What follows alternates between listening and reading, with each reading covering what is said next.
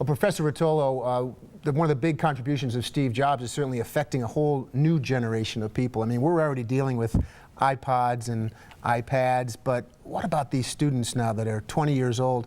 What's the long-term impact? Give us some perspective. Yeah, the loss of Steve Jobs really is far beyond the technology community. Steve Jobs has inspired really a generation of people to be focused on not only technology but creativity, design, innovation, and it's going to have lasting impacts on our culture, both from the devices that we're using, but also from that focus and that inspiration to pursue science and technology in the ways that Steve Jobs embodied. He really set an amazing creative example and an entrepreneurial example too, didn't he? He did, and you know, his story is inspirational because he comes from humble beginnings. He often said that anyone could do what he did. You know, don't wait for someone else to do it, but just step up. If you have an idea, drive it to completion.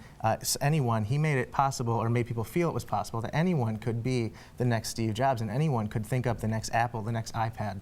Is it fair to say that when we look at the history books on iPads and down the road, to make that analogy, that Steve Jobs will be a name that we will all know for our lifetimes, the foreseeable future? Yeah, and because it's so current, we don't think about it in the history books yet, but really we can see the way that the technology that Steve Jobs envisioned is reshaping our culture. And we're definitely going to look back and we're going to think that his vision, beginning with the personal computer and moving into the mobile devices, really did shape a lot of the way that we live, we share information, we interact with each other. It's very personal to our lives. Thank you very much for joining us, giving us that perspective on the passing of Steve Jobs.